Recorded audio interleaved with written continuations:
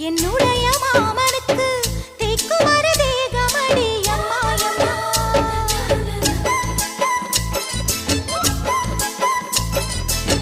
மாமன் பெற்ற பெண்ணுனக்கு மையெழுதும் கண் எதுக்கு என்னை வந்து கொல்லுதடி அம்மா அம்மா.